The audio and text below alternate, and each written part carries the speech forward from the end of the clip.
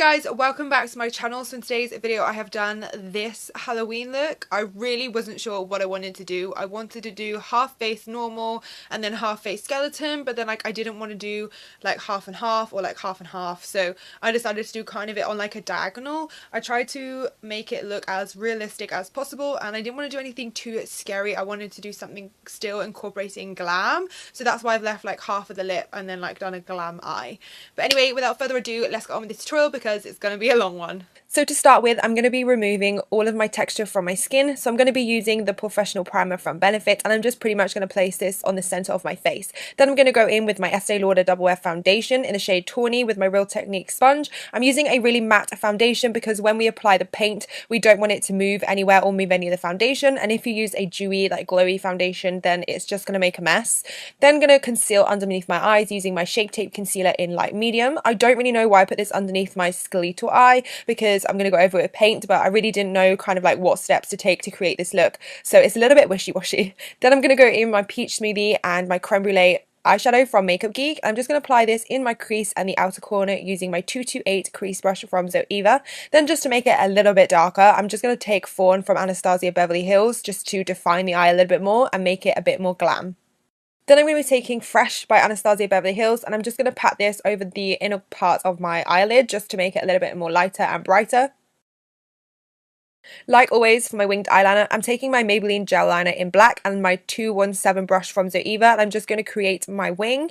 Then to fill it in, I'm taking my Tarteist felt tip liner in black to fill it all in. I'm going to make this wing quite dramatic and thick because I want it to pop and be super glam. So for the skeleton side of my brows, I really wanted the hairs to stick up, so I'm just taking my Pears soap and running this through my brows with a spoolie. And make sure that your spoolie is wet, otherwise it won't pick up soap and make it like foamy. Then I'm going to go in with Creme Brulee and Peach Smoothie again and pop this into my crease, and this time I'm dragging it quite far out in the outer corner, and then I'm really focusing this on the inner corner and using my nose bone to connect upwards through my brow to make that inner corner socket like pop. Using Sienna by Anastasia Beverly Hills, I'm just going to pop this on top to give it a little bit more warmth before we go in with black eyeshadow from Makeup Geek. This is in Corrupt with my 227 brush. I'm going to go pretty much in all the areas that we did put the shades before, and don't know why my camera didn't film me putting the gel eyeliner all over my eyelids, so I pretty much just packed this on top as I would an eyeshadow, and then I just used a little bit of black eyeshadow to smoke it out. Don't worry if it's a little bit too harsh and not so blended,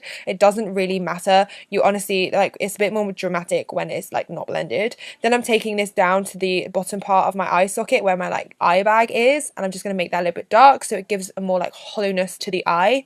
Then I'm using my Dip It eyeliner by Sleek Makeup, and I'm going to be doing the crack that goes all the way across my head. I just googled images of skulls. I just did it randomly. You don't have to be really precise with this, just do it where you think you'd want one.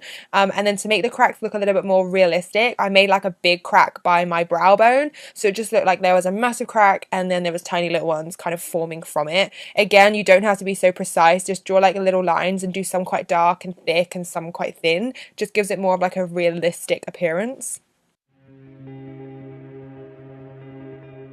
And I fancy just drawing a crack on my nose, so I just did it. Like, you don't have to be precise, honestly, just if you feel like putting a crack there, put a crack there. And then for the nose, I'm just going to go in my liner again and do like a normal skull nose. So I've done two lines going up the center of my bridge of my nose. One's going to be a little bit longer than the other, and then I'm going to round it off just at the tip of my nose.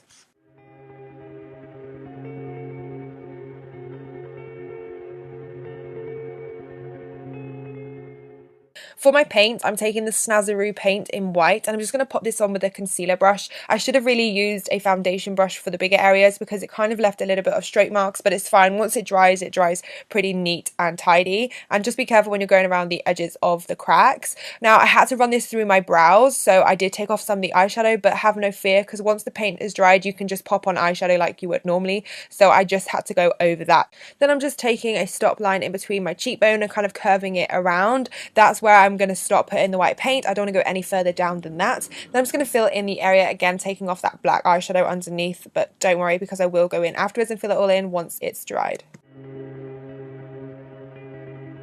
Just going to start blending in the eyeshadow on my eye up into the brows. So I'm going to do black in the beginning part of my brow and then like sienna and creme brulee in the outer portion of my brow bone.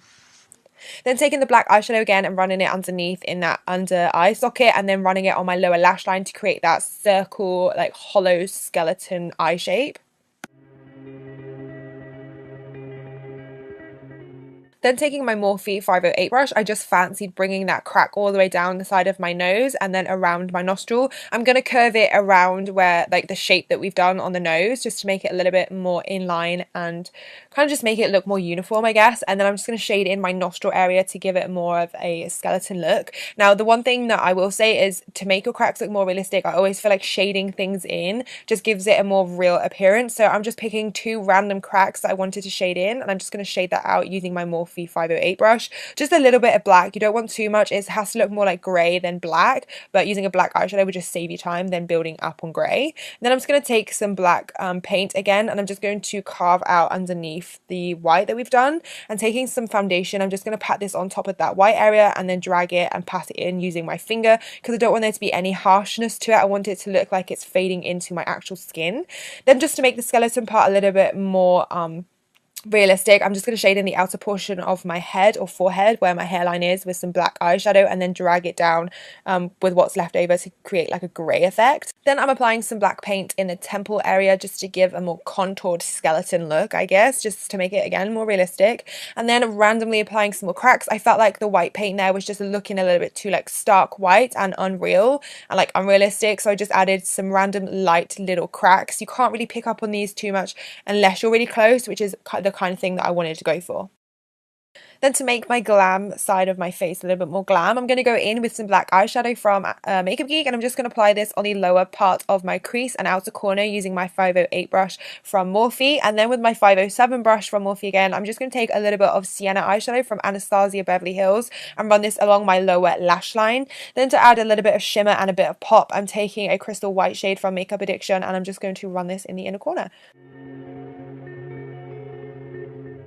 Then I'm going to be using my Maybelline gel liner to run across the waterline in my top and bottom lash line. I'm just going to define the eye a little bit more, make it a bit more smoky. Then taking my Anastasia Beverly Hills A Dip Brow Pomade in medium brown, I'm going to carve out my brows like I would normally. Then to start out the skeleton portion of my face, I'm going to draw a line and curve it around like I did before, but this time instead of shading in at the top, I'm going to shade in everything from that point on and the bottom. Now to blend it in with my foundation, I'm just taking my little pinky finger and just tapping it onto the foundation to blend it out, so it just looks like it's gradually blended in and there's no harsh lines. Then I just thought I'd pop on lashes so the top portion of my eye is complete and we can just focus on the bottom portion. So starting on the red half of my lip, I'm just taking my Bloodline liquid lipstick from Anastasia Beverly Hills, and I'm going to overdraw my lips quite a lot because I want it to be poppy and just very kind of dramatic. And then I'm going to stop halfway, and this time I'm going to take some black eyeshadow once the lip has dried out. I'm just going to shade it in so it just looks like it's fading into the skeleton bones and teeth. So to help you with your teeth, I'm going to open my mouth and just look where my natural teeth are and how thick and thin, like widthways they are. So all I'm going to do is just pretty much draw where I have my teeth naturally. That's just going to act as a guideline for you. It's just going to make it so much easier to do it this way, because I've done it in the past where I've just kind of done it freehand and my teeth have like looked so wide all the way around, when actually naturally your teeth are very different shapes. So if you use your teeth naturally, I just feel like it's just a stencil. It just makes your life so much easier. So I'm just going to carry on doing this all the way around. And yes, I did have to count like how many teeth I have in one side of my mouth, like that stuff you don't remember from school, okay? Okay.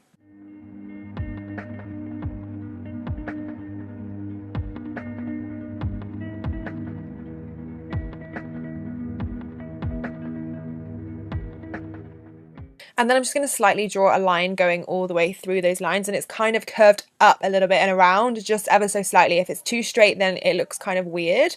And then I'm going to start drawing on my skeleton side. Now this I copied from Crispy's half skeleton face. I literally just got her photo up on Instagram and I just kind of copied the outer portion that she did on the skeleton part. Just remember to take your time on this bit. This portion of my face took the longest to do because it's just a little bit more tricky just to get the proportions right, but you just want to be careful. And again, I just added some cracks here and there at the bottom of my face and then onto the human part of the skin just to make it look a bit more real. Then taking some black paint and an eyeliner brush that I got from Poundland, I'm just going to start filling that area in. I'm just going to stop right before we hit the teeth because I want to start shading that bit in.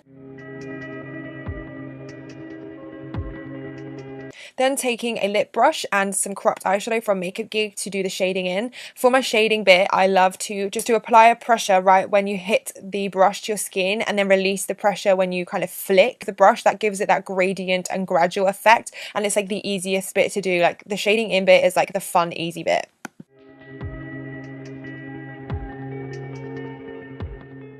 Then onto carving out the teeth. It always looks harder than it actually is. So just all you want to do for the teeth is carve out the edges on the outer corners. So where you've got like the big square bit, you just want to round off those edges to make it more curved. And then imagine it as like an upside down triangle, just a little bit more curved around the edges. And before it reaches that top point, you want to stop. So it kind of goes in and then it kind of like stops. And then you want to like make jagged lines going up. So it almost looks like where like the teeth have been like hanging on to the muscle. So yeah, it just gives it more of a realistic appearance, but you could totally leave them square if you don't have time or you just don't want to tackle it. But honestly, once you get the hang of it, it is super easy. Alright guys, that's it for this video. I hope you have enjoyed this Halloween tutorial. Please let me know in your comments below if you enjoyed it and give it a thumbs up if you did. Don't forget you can subscribe to my YouTube channel by hitting the red button and join our little family. Happy Halloween!